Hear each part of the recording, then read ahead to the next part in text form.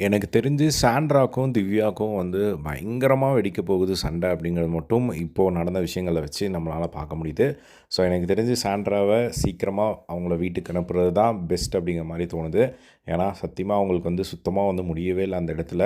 ஏன்னா ரொம்ப பயங்கர அக்ரெசிவா வந்து போறாங்க. ஸோ அவங்க பண்ணுறதெல்லாம் பார்க்கும்போது நம்மளுக்கே வந்து அது ஒரு மாரி என்னடா இப்படி பண்ணுறாங்களே அப்படிங்கிற மாரி தான் இருக்கு. ஸோ இப்போ வந்து எபிசோடெல்லாம் முடிஞ்சிருச்சு. விஜய் சேதுபதி பாய் சொல்லிட்டு போயிட்டாரு. திவ்யா வந்து அங்கே வந்து ஒரு விஷயத்த வந்து நான் அட்ரஸ் பண்ணணும் அப்படிங்கிற மாதிரி வந்து சொல்கிறாங்க. என்ன மேட்டர் அப்படின்னா, இங்கே ஒரு சிலர் வந்து ஒரு மாதிரி இன்டைரக்டாக பேசுகிறாங்க அப்படிங்கிற மாதிரி வீக்கெண்ட் எபிசோடில் வந்து சொல்லியிருக்காங்க போல். ஸோ அந்த ஒரு விஷயத்த வந்து இப்போது நான் அட்ரஸ் பண்ணணும் அப்படின்னு சொல்லிட்டு திவ்யா வந்து எல்லாரையும் உட்கார சொல்கிறாங்க. அப்போது அந்த இடத்துல வந்து சாண்ட்ரா வந்து அவங்க பாட்டுக்கு வந்து போகிறாங்க. அப்போது வந்து இவங்க கூப்பிடுறாங்க, சாண்ட்ரா நீங்கள் கண்டிப்பாக இந்த இடத்துல இருக்கணும், நான் இதை அட்ரஸ் பண்ணியே ஆகணும் அப்படிங்கிற மாதிரி சொல்கிறாங்க. அவங்க வந்து எதுவும் ரெஸ்பாண்ட் பண்ணாமல் அவங்க வந்து போயிட்டே இருக்காங்க. அதுக்கப்புறமா அவங்க 2 மினிட்ஸ் அப்படின்னு சொல்லிட்டு போகிறாங்க. அதுக்கப்புறமா இல்லை நீங்கள் இருக்கணும் அப்படின்னு சொல்லும்போது, அவங்களுக்கு விஷயத்தினால வந்து போகிறாங்க. நான் 2 மினிட்ஸில் வந்துடுறேன் ரெஸ்ட் ரூம் போயிட்டு அப்படின்னு சொல்லி. பட் ஆனால் அவங்களுக்கு அந்த இடத்துல நின்னு திவ்யா பேசுகிறத கேட்க விருப்பம் இல்லை அப்படிங்கிறது மட்டும் நல்லா தெரிஞ்சுது. அதுக்கப்புறமா அந்த இடத்துல கானா, வினோத் எல்லாருமே வந்து கேட்குறாங்க. இது மாதிரி ஒருத்தர் அட்ரஸ் பண்ணும்போது இருக்கணும் அப்படின்னு சொல்லும்போது, அவங்க வந்து செமையா கோவப்பட்டு, அவங்க "எனக்கு என்ன ஆச்சுன்னு தெரியுமா? உங்க வீட்லலாம் வந்து பெண்கள் இல்லையா? யாருமே இல்லையா? ஒரு விஷயத்துக்காக தான் வந்து நான் போறேன். அத விட்டுட்டு நீங்க வந்து அங்க இருக்கணும் அப்படின்னு சொன்னா" அப்படின்னு சொல்லி பயங்கரமா வந்து கத்துறாங்க. பயங்கர கோவத்துக்கு வந்து அவங்க போறத வந்து பார்க்க முடியுது.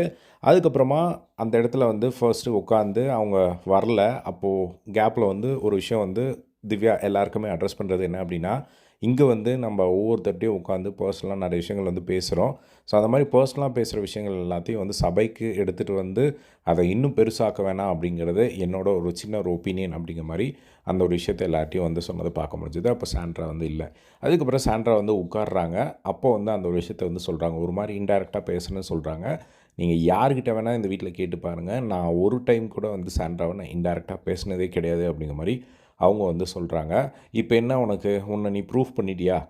அவ்வளோதானே, இதுதானே உனக்கு வேணும் அப்படிங்கிற மாரி வந்து சொல்லி, அதுக்கும் வந்து பயங்கரமா வந்து கோவப்படுறாங்க. ஸோ எனக்கு தெரிஞ்சு திவ்யா இதாவது வேற யாராவது இருந்திருந்தா அவங்க வந்து வேற ஒரு வெர்ஷன் ஆஃப் திவ்யாவ வந்து நம்ம பார்த்துருக்கலாம்.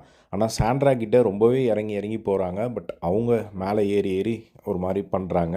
ஸோ இதுதான் வந்து போயிட்டுருக்கிறத வந்து பார்க்க முடியுது. அதுக்கப்புறமா வந்து இப்போ வந்து உங்க மேல வந்து எனக்கு எந்த ஒரு கோவமும் இல்ல அப்படிங்கிற மாரி திவ்யா சொல்றாங்க. அதுக்கப்புறம் உங்கள பத்தி நான் எதுவுமே பேசல அப்படிங்கிற மாரி வந்து சொல்றாங்க. இதெல்லாம் சொல்லிட்டே இருக்கும்போது வந்து இப்பல்லாம் சொல்ட்டியே, இப்போ உனக்கு வந்து என் மண்டையில ஏறு வா அப்படிங்கிற மாரிலாம் வந்து சொன்னோனே இவங்களுக்கு கோவம் வந்துருச்சு. என்ன லாங்குவேஜ் பேசுறீங்க? அப்படின்னு சொல்லும்போது, நான் அதுதான் பார்த்துட்டுருக்கேன். 3 நாளா நீ வந்து என்ன சண்டைக்கு இழுத்துட்டுருக்க அப்படிங்கிற மாரிலாம் வந்து சொல்றாங்க. அந்த மாரி சண்டைக்கு இழுத்த மாரிலாம் வந்து தெரியல. பட் அவங்களே வந்து ஒரு இமேஜினேஷன்ல எப்பயுமே வந்து இருக்கிறத வந்து பார்க்க முடியுது. ஸோ இப்போ அந்த மாரி தான் வந்து அவங்க பயங்கர கோவமா வந்து கத்திட்டு இருந்தாங்க. ஸோ எனக்கு அந்த ஃப்ரெண்ட்ஷிப்பே வேணாம் அப்படின்னு சொல்லி தான் நான் விலகி விலகி வந்துட்டுருக்கேன். ஆனா இவ வந்து என்னை இழுத்து இழுத்து சண்டை போட்டுட்ருக்கா அப்படிங்கிற மாரி வந்து சொல்லிட்டு இருக்காங்க. ஆனா திவ்யா கிட்ட இருக்கிற ஒரு விஷயம் என்ன அப்படின்னா, அவங்க அவ்ளோ உக்கிரமா, கோவமா போம்போதும் வந்து இவங்களோட பாயிண்ட்ட சொல்லியே ஆகணும் அப்படின்னு சொல்லி ஒரு சில டைம் வந்து போறாங்க. அது வந்து அவங்க கொஞ்சம் அவாய்ட் பண்ணிட்டு, அவங்களுக்கு ஒரு ஸ்பேஸ் குடுத்துட்டு அதுக்கப்புறம் பேசலாம் அப்படின்ற மாரி அவங்க யோசிச்சா கூட பரவால்ல. பட் அங்க திவ்யாக்கு என்ன ஒரு பிரச்சனை அப்படின்னா, ஓகே நான் இப்போ ஸ்பேஸ் குடுத்துடுறேன். நான் நெக்ஸ்ட் டைம் வந்து பேசினா அவங்க பேசுவாங்களா? அப்படின்னு கேட்டா, அப்பயும் பேச மாட்டாங்க அப்படிங்கிறது தான் அவங்களோட விஷயமா வந்து இருக்கு. ஸோ இதுதான் வந்து அவங்களுக்கு நடந்த ஒரு சண்டை. உண்மையிலேயே அந்த ஒரு சண்டை பார்க்கும்போது நம்மளுக்கே வந்து ஒரு மாரி இருந்தது. ஸோ எத்தனை பேர் அத ஃபீல் பண்ணீங்க அப்படிங்கிறத கமெண்ட் பாக்ஸ்ல ஷேர் பண்ணுங்க. இதே மாரி எல்லா பிக் பாஸ் அப்டேட் தெரிஞ்சுக்க நம்மளோட சேனலை சப்ஸ்கிரைப் பண்ணி சப்போர்ட் பண்ணுங்க. தேங்க்ஸ் ஃபார் வாட்சிங்.